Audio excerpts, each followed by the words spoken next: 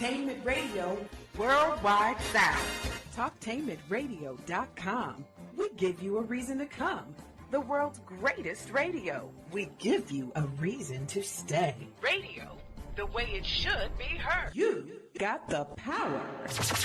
The views and opinions expressed are those of the host and guest and not necessarily those of TalkTainmentRadio.com, the management, the staff, or K&E World Network, LLC.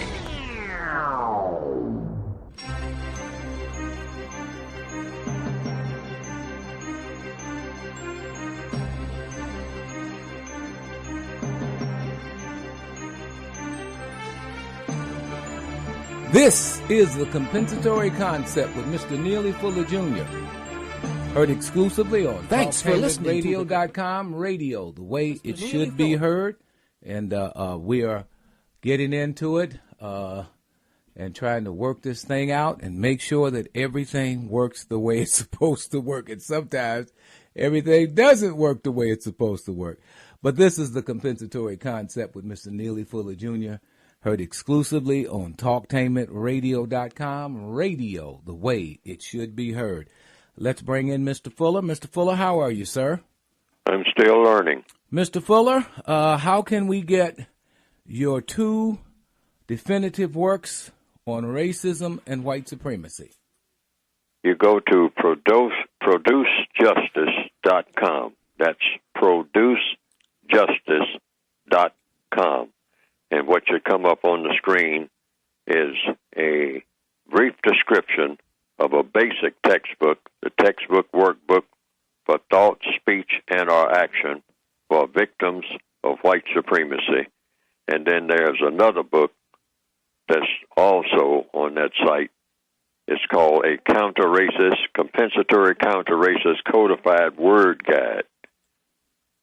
A codified word guide that's supposed to be counter-racist in nature by giving you words that should be studied in a way of asking questions about certain words that are used, and also words that you don't use because they're too confusing, and words that you do use, but you use them with another definitions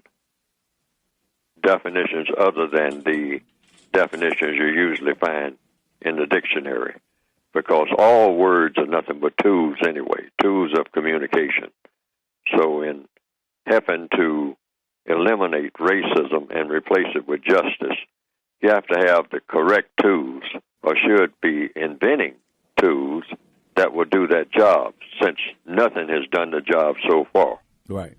So lots of things should be experimented with in order to do the job that has never been done even by the best of scholars on the planet, the best of social engineers, social scientists, economists, different philosophers, religious leaders. No one has figured out anything, what buttons to push, that will actually, once and for all, eliminate this scourge of what we call racism. People just pick it up anywhere, and really it's just a lot of mush. I mean, everything just turns to a lot of confusion and chaos and name-calling, etc. This thing we call racism. Nobody knows what to do about it. I mean, except just throw up both hands and walk away, then come back to the table and try again, and then throw up both hands and walk away again, over and over again. I mean, down through the many, many years that has been going on, hundreds and hundreds and hundreds of years.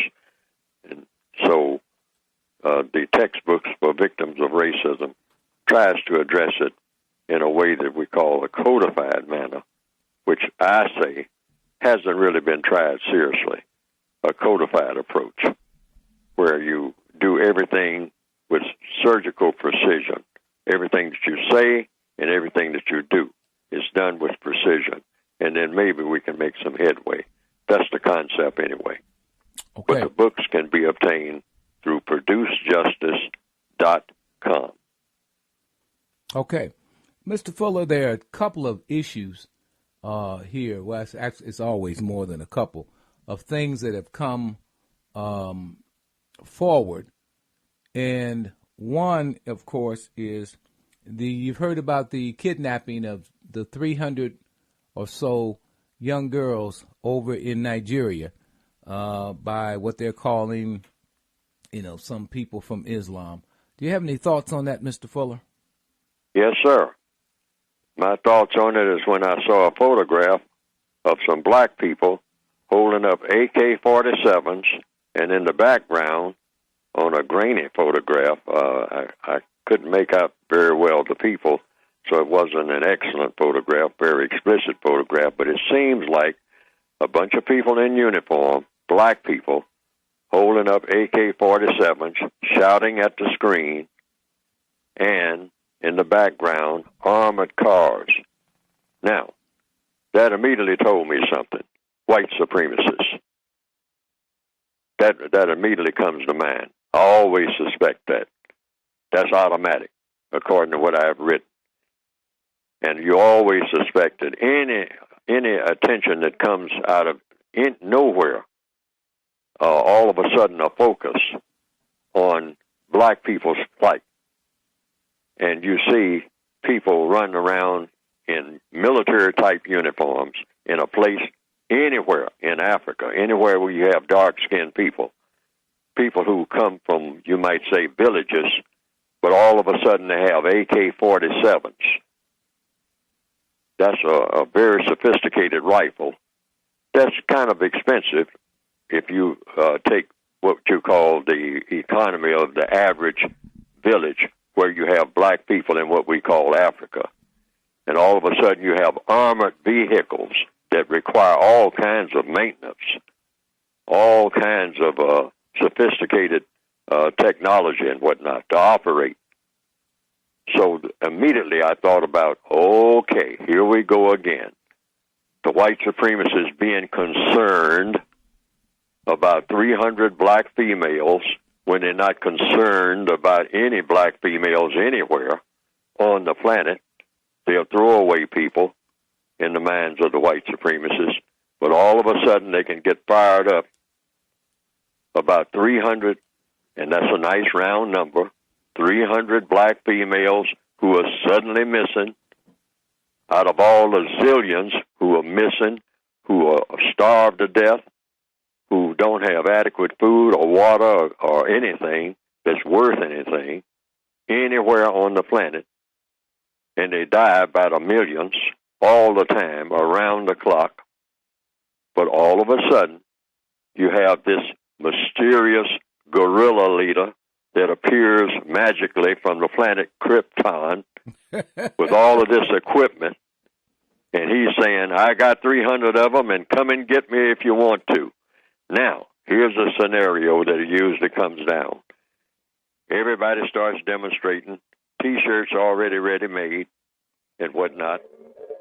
And then you send out people, let's go get them. Saddle up, boys. Let's go get them. They got 300 of our precious women, black women, and let's go get them. Now, these are the white supremacists talking in the background now.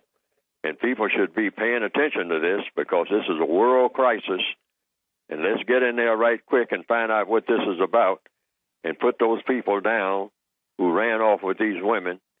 And then all Nigerians, all Congolese, everybody in Morocco, everybody in South Africa who is black should be happy that everything is all well and done and the world is a better place for it.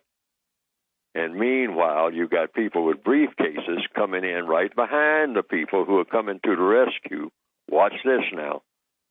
Who are making all kinds of deals that have to do with what? 3 letters. O-I-L. All. Always suspect the white supremacists when you see something like this. Now, that's not to say that the girls shouldn't be rescued. But all of them should be rescued. All of what we call Africa should be rescued, including Madagascar. Anywhere you find black people, you got a rescue operation that's tailor-made. Mm-hmm. Anywhere you find black people, from here, from New York to Ghana to the Ivory Coast to the Central African Republic, to Brazil. Anywhere you find black people, you need a rescue operation on a world scale. Not these little things, not disparaging this. Those ladies should be rescued. Mm-hmm. They shouldn't be mistreated. But everywhere you find black females, they are being mistreated.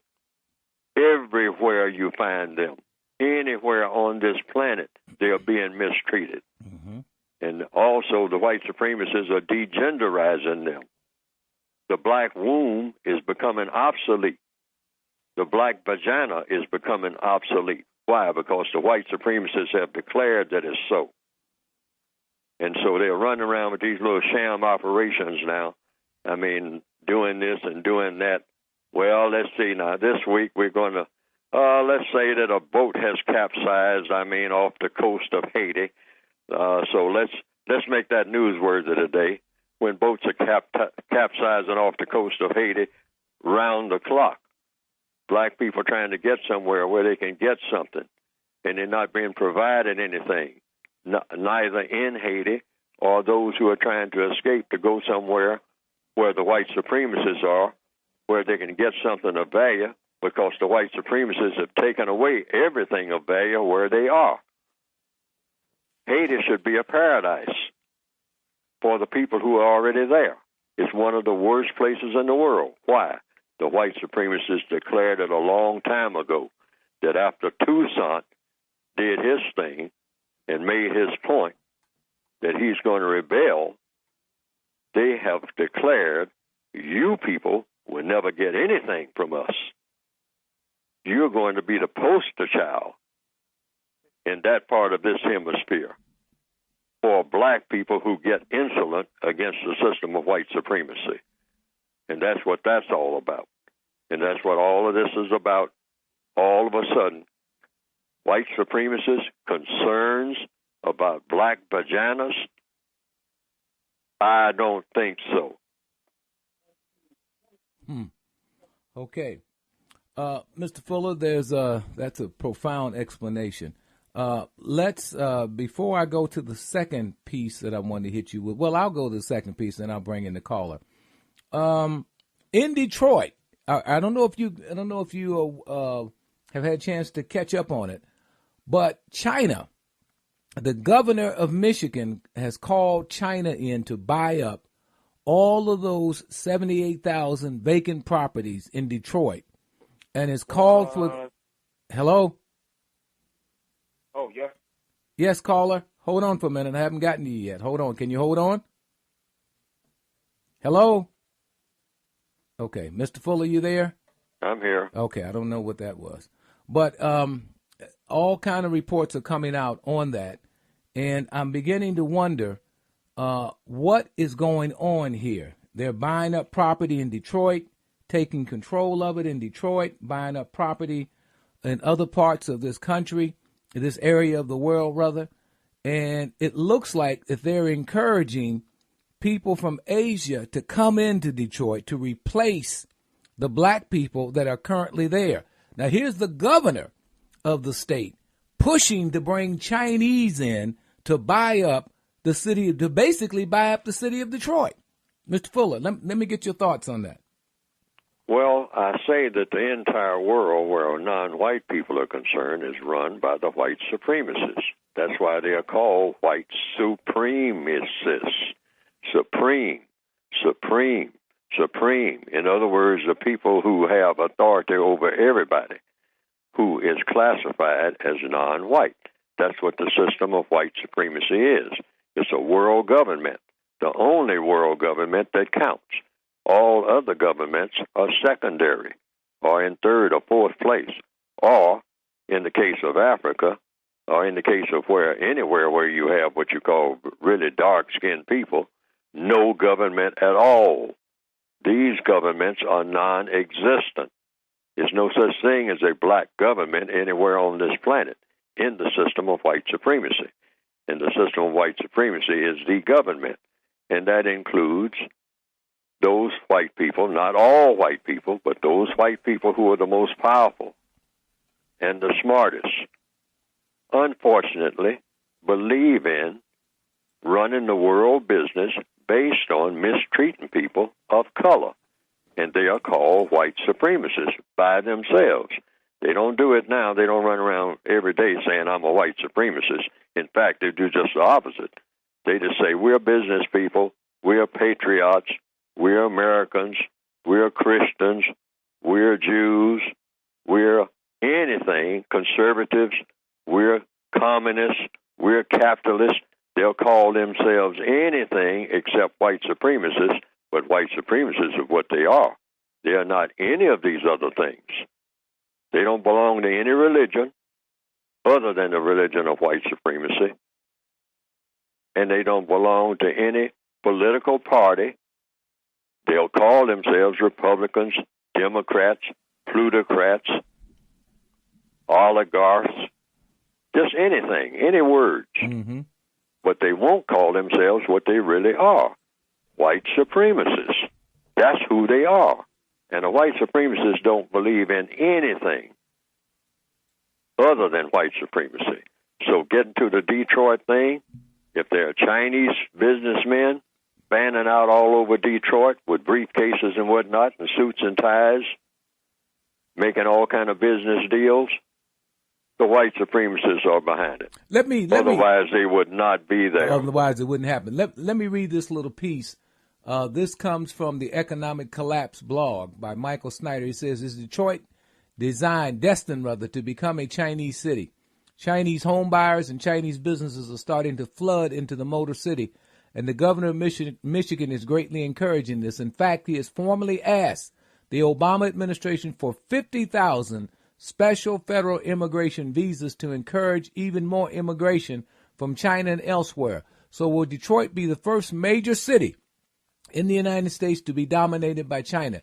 It could happen. Once upon a time, Detroit was the greatest manufacturing city in the history of the world and had the highest per capita income in the entire country.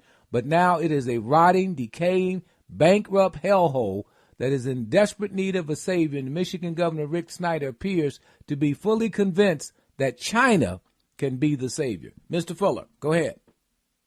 Yes, but see, and what you'll have is a whole lot of animosity that'll be fired up between the non-white peoples of the entire planet. This is a part of the white supremacist strategy.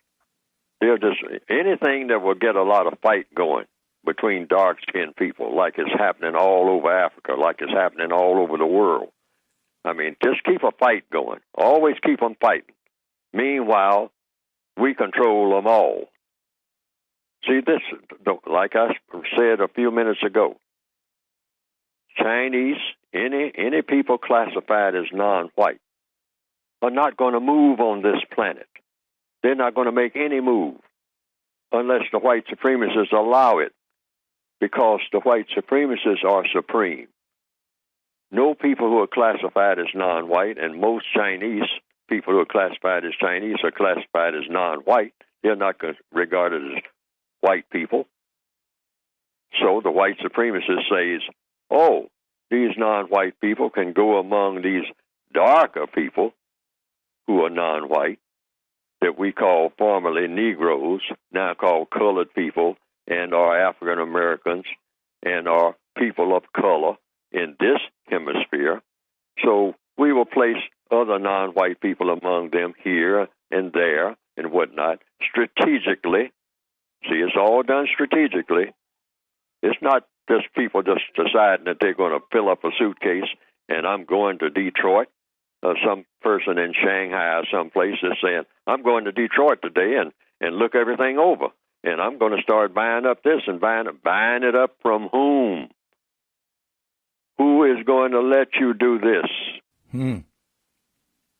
This is heavy. Who is going to let you do this? The black people didn't say, because they don't say anything about anything anyway in Detroit, because black people in Detroit, under the system of white supremacy, first of all, don't own anything. So they can't sell anything. You can't sell what you don't own, because black people in Detroit, just like black people all over the world, don't own anything at all, including themselves. all black people on this planet are owned by the white supremacists. It's illegitimate ownership, but it's ownership by the white supremacists. Now, you'll find a lot of black people who say, what are you talking about? I've been on this corner for years. I mean, I ain't selling my business, and I own my business and whatnot. If you're a black person and you're on this planet, you don't own anything. You are owned by the white supremacists. They let you have your business, and they can put you out of business in 15 minutes. Anytime they get ready. You don't have the muscle. You don't even know anyone who has the muscle who will come to your rescue. You will board up that business overnight when the white supremacist says, I'm going to let somebody from Shanghai take over this entire corner, this entire block, this entire section. I'm going to direct them to do that. Not just let them do it, I'm directing them to do it. Why? Because I'm in charge of them too. They don't have the muscle. Well, Mr. Fuller, could it be that white supremacy is crashing and burning, and that's the reason why they couldn't so-called bail out Detroit? And is that the reason why they're asking China to come in and save a so-called American city? Is this why this is happening? Couldn't that be what we're looking at, Mr. Fuller? The white supremacists knew that when you reached a certain point in Detroit and Chicago years ago, you got all these black people. At one time in Chicago, I was one of them. I came from the South and went to Chicago and worked there for a while, fleeing the South because they told me there, hey, we don't need you here. We don't care nothing about you. And we got signs up saying we don't care nothing about you.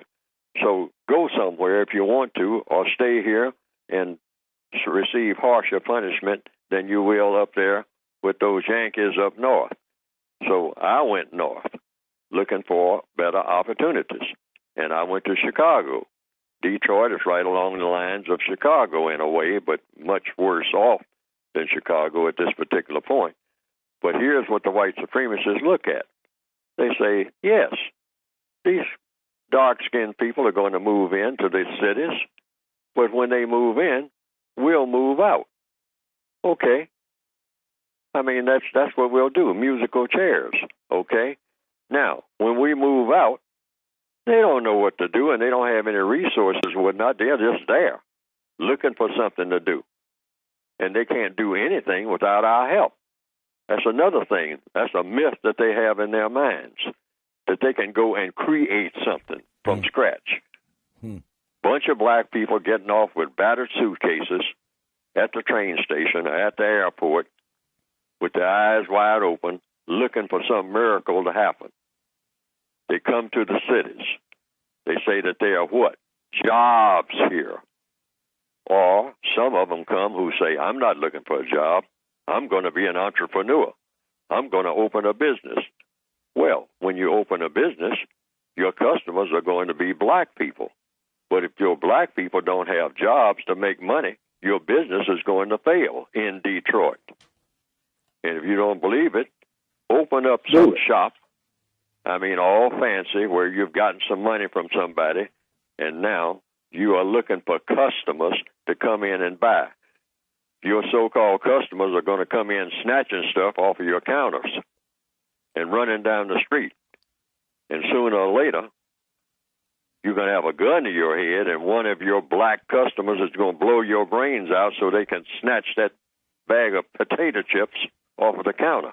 And all black business people experience this, particularly what you call small business, when they're trying to grow in the so-called black community that is completely non-existent. Right. It's just a whole bunch of hungry, jobless people wandering around wishing for a miracle. Okay, Mr. Fuller, let's open up the lines. I've got a couple of callers who are waiting to talk to you. Let's take them one at a time. Caller, go ahead. First caller, go ahead. Oh, is this me? Yeah, that was you. Go ahead. Oh, good morning, everyone. You have to speak up. I can barely hear you. Oh, I said good morning, everyone. Good morning. I had a question for Dr. Neely Fuller Jr. It's just one question. Go ahead. I've been looking for your book forever. The two books forever. I cannot find them. I just learned about what's going on in this country and what we need to know as black men to pretty much for our survival. And I want to be more informed. And I was recommended to read both of your books, but I can't find them to purchase. Where would you say I can go? You can go to Produce. Oh, you got a pen? Yes. Go to Produce Justice. Someone who is heavy breathing.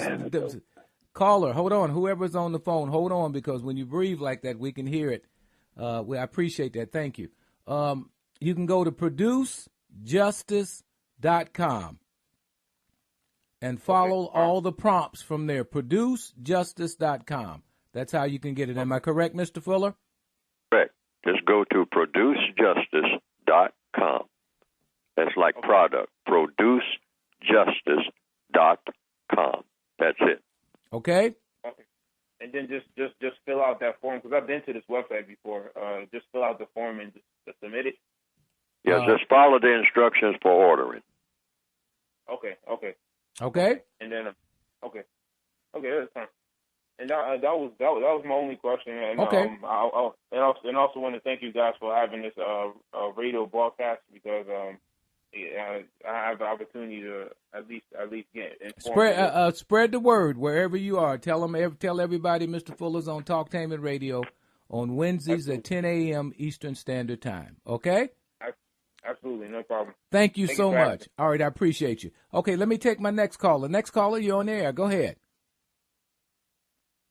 Hello? Yes, you're on air. Go ahead. Oh, good morning. Good morning, Mr. Fuller. Good morning, Carl. Good morning. How you doing? Excellent, correct information, Mr. Fuller. Thank you so much. My question is, and I don't want to take you out of the vibe, because you're right in where we need to hear as a people. Mm-hmm. So the compensatory area of war, Mr. Fuller, concerning guns, gun ownership for black people, what is your suggestion? That's a very good question. Mr. Fuller? Well, I can't speak against it, because the white supremacists have guns. And also, other black people have guns. I mean, black people, the white supremacists have allowed black people to have guns. And most black people run around use these guns, slaughtering other black people. And this happens all over the world. So I do believe that people who have been assaulted with guns or threatened by guns or killed by guns should be able to protect themselves. With guns. Usually you have to match a gun with a gun. But now, as far as the circumstances of gun ownership, the gun is nothing but a tool that should be controlled by someone who has correct intent. So unfortunately, it's difficult to tell who has correct intent. But I do believe, you wake up in the middle of the night and someone's trying to break down your back door and whatnot, and that person has 2 or 3 guns, and you don't have anything to protect yourself with, and you're calling on the phone desperately trying to get help, and you're talking to a dispatcher who is saying, will you speak distinctly, please?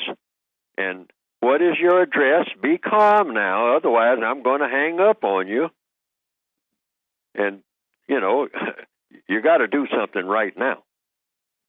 You need instant help.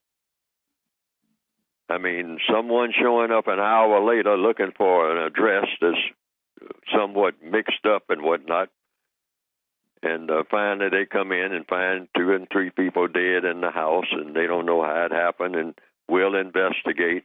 And you got the yellow tape all over the neighborhood, and you got people walking around chewing gum, and leisurely measuring off this and that and the other after the fact. When someone is threatening you with a gun, you need instant help, and that help should be right there at your side. Now, that's basically the way I'd look at it, because that's what I would do.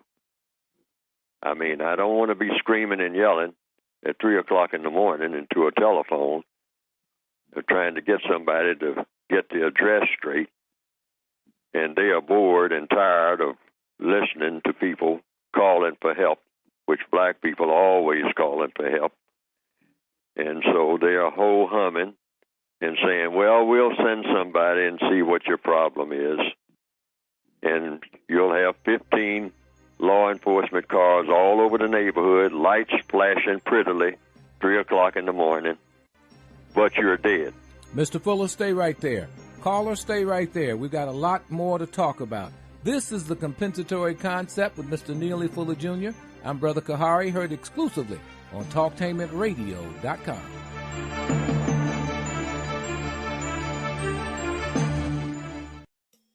TalkTainmentRadio.com is the premier internet radio platform offering 40-plus talk radio-style programs professionally produced, optimized for online distribution, featuring Columbus, Ohio on-air personalities. TalkTainmentRadio.com offers listeners diverse programming options covering topics such as arts and culture, love, life and relationships, technology, religion, paranormal activities, local and national politics, women's issues, alongside health and wellness. Listeners can access their favorite TalkTainmentRadio.com programs free of cost through the website. Download the TTR app to your cell phone and you can take us wherever you go. We have programs on demand to fit your schedule through our podcast. The address is TalkTainmentRadio.com. Join Choice-On Institute as it fuses African music with hip-hop and Caribbean dance. This year's concert entitled Cultural Movements Blended Music will be held at the Lincoln Theater in Columbus's historic King Lincoln District at 7:30 p.m. on May 16th and 17th. To purchase tickets in advance, please call Kappa at 614-469-0939 or visit the Institute at www.choiceoninst.org for discounted tickets through April 30th. Hi, this is Michelle from the E. Michelle Lee Show on TalkTainmentRadio.com. Join me and TTR May 18th, 2014 as I host the first annual Walk to Cure FM Ohio at Wolf Park in Columbus, Ohio. 1K Fun Walk, 5K Run. Brought to you by the National Fibromyalgia and Chronic Pain Association. A day of awareness filled with activities, education, inspiration, brunch awards ceremony, entertainment, and more. Special guest speakers, Tony Terry's wife, Ronnie Terry, a sufferer of fibromyalgia, and Jan Chambers, president of the NFMCPA. And me, E. Michelle Lee, your host. Join the event on Facebook, PR with a Purpose. Get the details all about the walk, how to register, everything you need to know for Sunday, May 18, 2014, Wolf Park in Columbus, Ohio at www.prwithapurpose.com. The United Independent Compensatory Code System concept by Neely Fuller is considered as one of the substantial and basic books for understanding and effectively countering racism. Neely Fuller will turn upside down everything you've heard and everything you think you know about racism and how it works. Call area code 202-484-5461. 202-484-5461. I think I'm entitled. You want answers. I want the truth. You can't handle the truth. You got the power. This is the Compensatory Concept with Mr. Neely Fuller Jr., heard exclusively on TalkTainmentRadio.com radio, the way it should be heard. I'm Brother Kahari, sitting in every week with Mr. Fuller. Well, most of the time, not every week, but I've been, normally I'm here. You can hear us today at 10 a.m. Eastern Standard Time. That's our regular broadcast time, live. We're live right now, 10 a.m. Eastern Standard Time on Wednesdays. Then we have a major replay. We have two replays, I believe. Yeah, one at 3 p.m. today at Eastern Standard Time and one tonight at 10 p.m. Eastern Standard Time. 3 p.m., I believe that's still the same, and 10 p.m. I know the 10 p.m. is, and I'm pretty sure about the 3 p.m. also. So you can hear Mr. Fuller, or if you can't if you don't have time, you can always go and podcast all of the shows 7 days a week, 24 hours a day. The podcast is really a rebroadcast of a show that you might want to hear with the title on it and stuff like that. So you'll be able to go and do a podcast with it. All right, we've got 2 callers holding and waiting, and one is talking to Mr. Fuller. Mr. Fuller, let's pick it up where you were, on your commentary. Let me go back to the caller. Caller, did you have another question, or did Mr. Fuller answer the question effectively for you? No, I'm fine. Okay, I appreciate your call. Thank you so much. All right, we have another caller. Caller, you're on the air. Go ahead. Hello. Mr. Neely Fuller, my question is, why do so many black people think that they're equal to so many white people? Okay, now it sounds like you've got something over the phone or something, because I can't make out distinctively what you're saying. Can you say that again, please? Caller? Hello? Hello, caller? Okay. Mr. Fuller, it sounds like he asked the question, why do you think many black people think that they're equal with white people? Well, because that's what we are told. Whatever equal means, all people are just born into the world, and then once they get here, they have to have somebody help them and tell them something. I don't know of anybody who's born into this world, all down through all of the history of the entire universe, who didn't need help immediately. I don't know of any baby that's born and just left by the side of the road, and the baby just gets up and stretches and yawns and takes off and starts making things happen. Mm-hmm. I mean, that works in the baby's favor. Mm-hmm. And so we're all babies. Everybody on the planet needs help. Not just every now and then. You need help every day. You need someone to help you. Do just simple things. Where's the bus stop? Help you get to the airport. I mean, is the taxi going to be here on time so you can get to the airport on time? If you're going to the airport, help you to get to the grocery store. Mm-hmm. Is the grocery store going to open on time? You run out of food. You got to have maybe something from the drugstore, medicine, a prescription filled. So you need help. You need to know what time the drugstore is going to open and whether or not your doctor has made some type of arrangements for the prescription for your medicine to be there. Otherwise, because you didn't get your medicine, you might have a stroke or a heart attack. So people need help all the time. So we're talking about equality here. Well, it means context. Now, a lot of black people, some black people may think that as people, they are equal to white people. But in that context, that is true. But in a system of white supremacy, if you're classified as black, the white supremacists have declared you're not equal to someone who's white. And then they proceed to prove it by denying you certain things. They will mistreat you, because that's what the system of white supremacists is for. Mm-hmm. Domination and mistreatment of people who are classified as non-white. Okay. Mr. Fuller, we've got some callers. I want to try to get to them as soon as we can. Let's go. We have a young lady who's waiting to talk to you. Let's go to her first. Yes, ma'am. You're on the air. Go ahead. Yes, hi. Mm-hmm. Can you hear me? Yes, I can. Go ahead. Thank you. Mr. Fuller?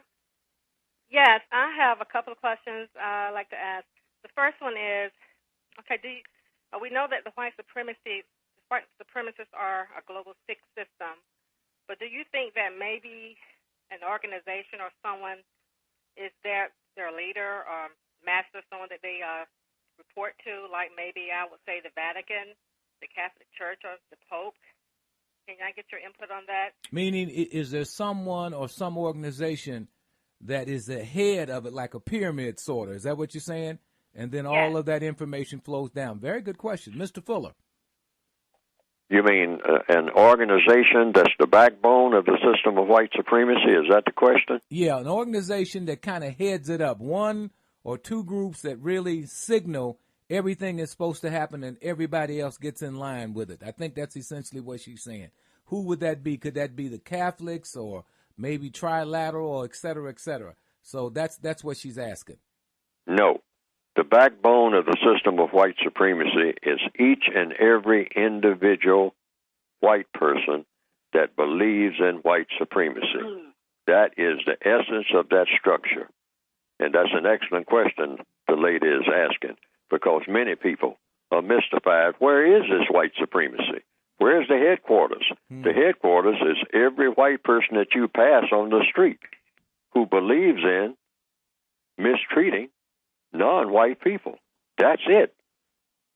Every single white person who you pass every day, sit beside on the bus, see on television, or work with side by side every day, if that white person in his or her mind believes that it's okay to mistreat people based on color, you are looking at a white supremacist right there. And that's the backbone of the system of white supremacy. Without that everyday white person thinking that way and then acting on the basis of what they think, there would be no such thing as white supremacy instantly. It would disappear from the planet instantly. This is why it's important for every black person not to be sitting somewhere or working somewhere in an office or in a factory thinking that there's some white group of white people somewhere in some island somewhere, doing all the planning about how white supremacy is going to operate. It's operating right there where they are. And if they can get the white people that they work with every day to turn away from the idea of dominating and mistreating people based on color and thinking that it's okay to do so, just get them to get away from that idea and replace it with the concept of justice, which means guaranteeing that no person is mistreated and guaranteeing that the person that needs help the most gets that constructive help. Get them to think that way, just the people that you work with, the people that you encounter, and be honest about it. Be willing to have them say, I just don't like black people. I don't know why I don't like them, but I just don't like them. And then other white people will say, I don't like them, and I know why I don't like them. Because they are this and they are that. Or like Mr. Sterling said, they smell bad. Okay, so you examine that. Don't be offended. Have a conversation about it. Well now, okay, Helen, you're sitting next to me. I'm black. Do I smell bad? Ask them. Ask them. And if that's what you're holding against me so that I can't get a promotion because I smell bad, do I smell bad? Or do you just think that I smell bad because I'm black? Have you been that close to me to find out how I smell? Come on, let's be real.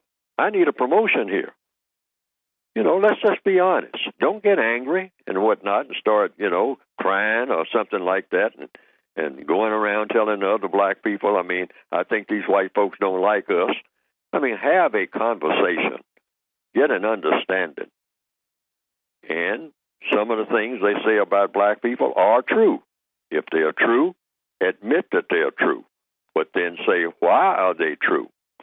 Why is that black person out there lying in the gutter in front of the place where you work every day? And people got to step over them to get into the workplace. And so you feel embarrassed. You shouldn't feel embarrassed if you're black. That black person lying in the gutter was put there by white supremacists. They weren't born lying there. That black person somewhere didn't get the help that he or she needed. That's what that's all about. And it's the white supremacists' fault. Why?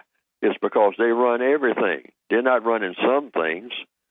There's no such thing as black people running a university or school. You say, oh, well, I graduated from a very illustrious black university. I graduated from Howard University. Well, now, Howard University is supported within the system of white supremacy.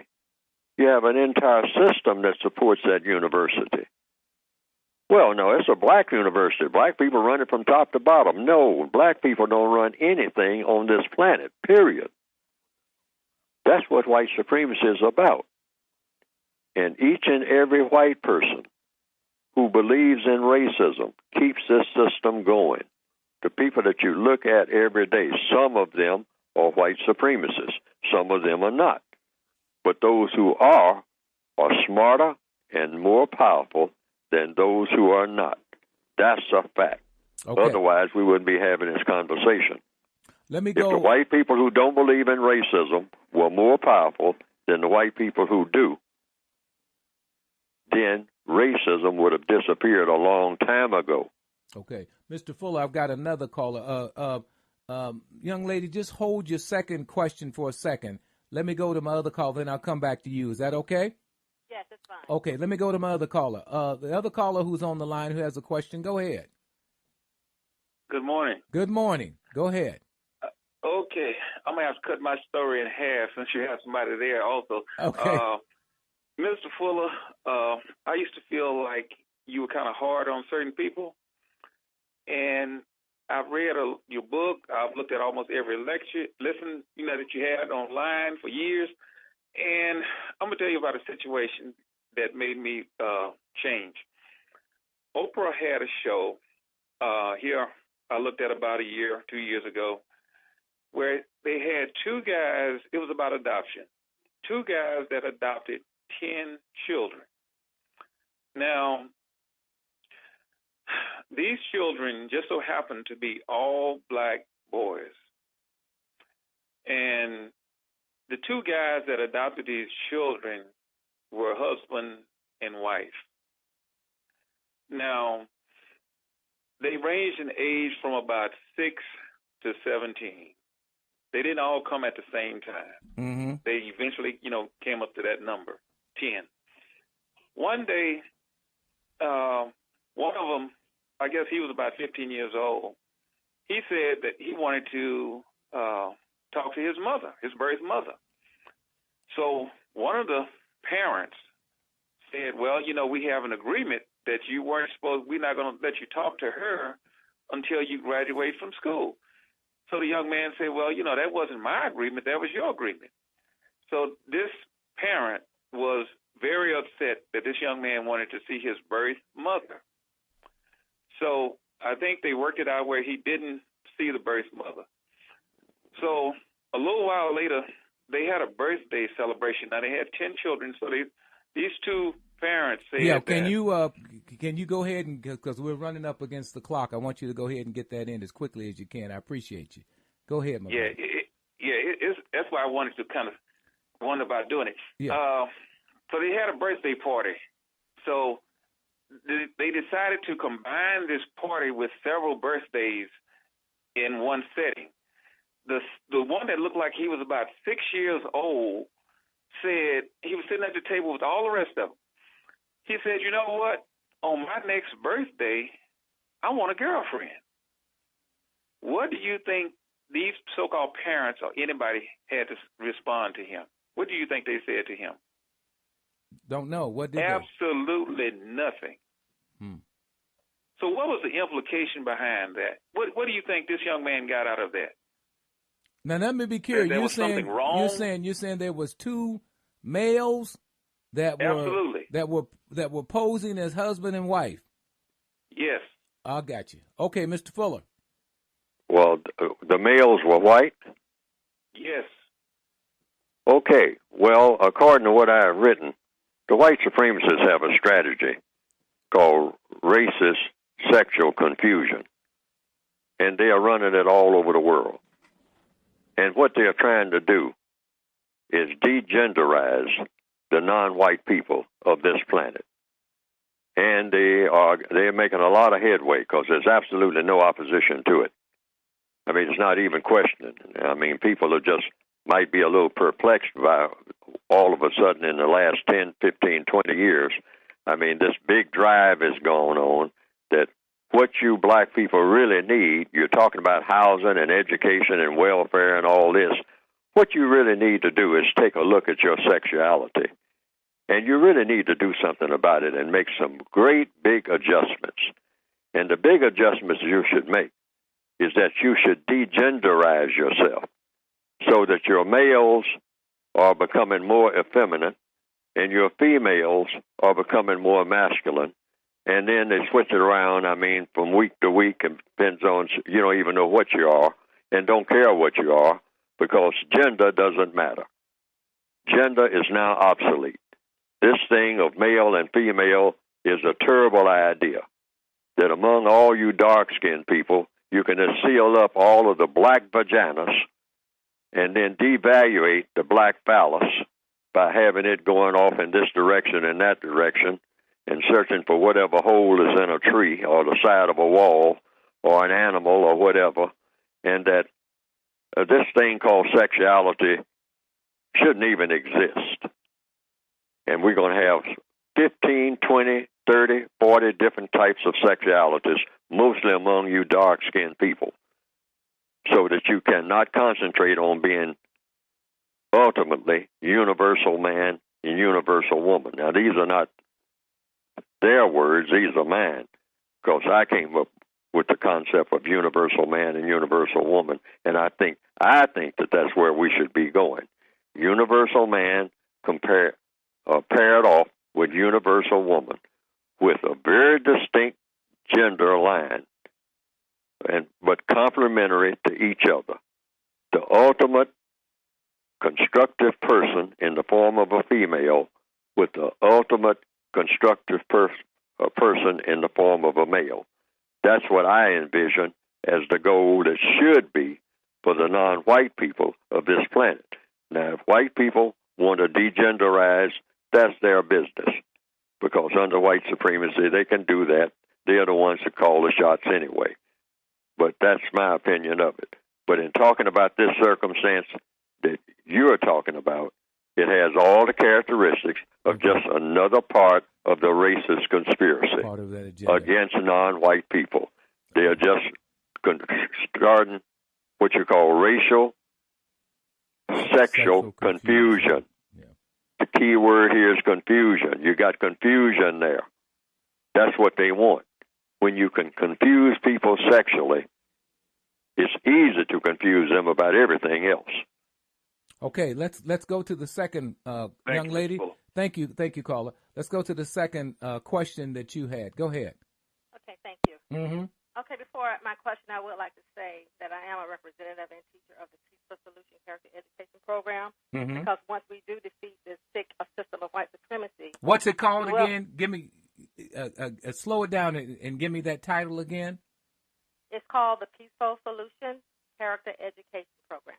Okay. Mm-hmm. And like I say, once we beat this sick system of white supremacy, which we will defeat, we will need a healing process for all victims, including white. Okay. But my question is, do you think, due to the lack of melanin in white, that this causes this evil mindset of wrongdoing without a conscious or even a sociopathic type of action towards people who are not like them or doesn't look like them?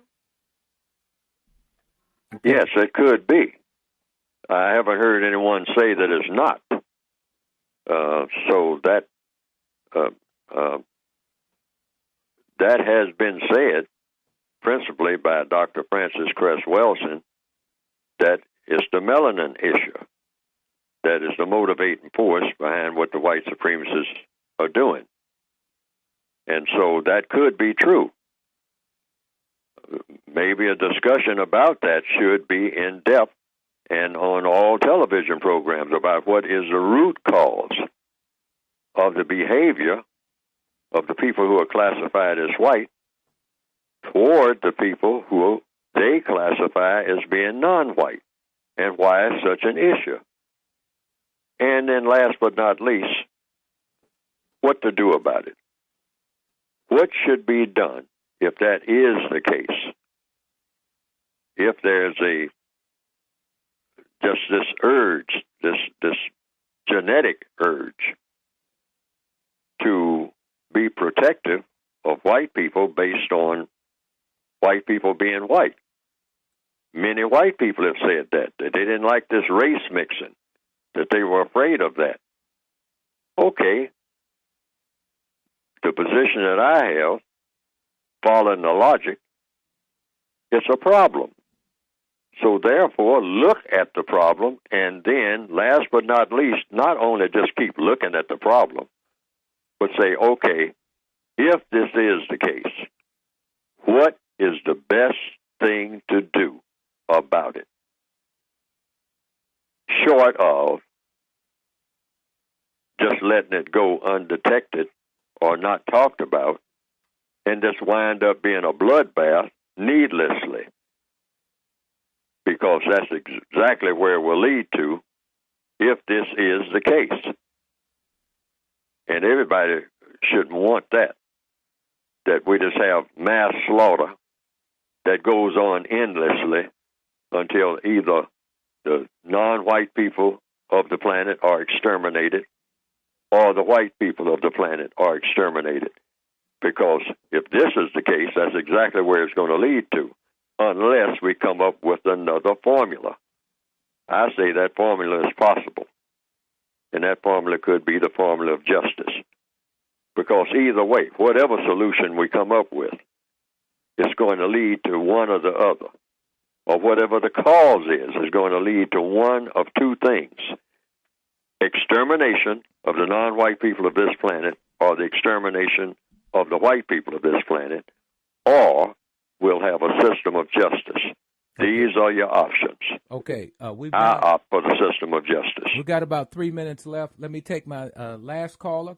Not last caller, but the next caller. Go ahead, caller. Yes, speak up. I can barely hear you. Speak up. Okay, can you hear me now? Yes, I appreciate it. Go ahead. Great, yes. So many blacks in the media are saying or admitting that they are racist. Some of the latest, Michael Jordan saying as he came up, he thought that all white people growing up, he was against them, and that he said to himself, it's racist. He was racist at that time. My question is... Wait a minute. Hold on. Wait a minute. You saying that black people are admitting to be racist? Yes. Wow. Not only being called racist by Caucasians, but saying themselves that they are racist. My question is, and the latest is Michael Jordan. And so my thing is, when young people see this, they grow up thinking that it's appropriate to call themselves racist if they don't like what white people are doing to them. My question is it inappropriate behavior for blacks to say that they are racist or can be racist? Very good question. Mr. Fuller. According to compensatory counter-racist logic, that's the way I put it, what I have written, and according to any logic, you can't be a victim of racism and be a racist at the same time. Totally impossible. Cannot be done. Flat out. You cannot be a victim of racism and a racist at the same time. You can't be a prisoner and a warden at the same time. You may aspire to be one, but no one can actually charge you with one or show evidence where you are one if you're a black person who is subject to white supremacy, and every black person on the planet is subject to white supremacy. It's impossible for a black person to be a racist in the system of white supremacy. Cannot be done under any circumstance. Totally impossible. Out of the question. That's according to what? Logic. Thank you. Even if the black person says, I'm a racist, I'm a black supremacist, it's like a prisoner saying, I'm the warden. That's the equivalent. That's deep. Oh, yeah, you can say it. But, I mean, you're the one behind the bars. And there are black people who actually believe that they are racist because that's the way they see it. But that's not the way it really is. You cannot be a prisoner and the warden of the prison at the same time. Wow. This has been quite an hour, Mr. Fuller. Thank you so much once again. Thank you.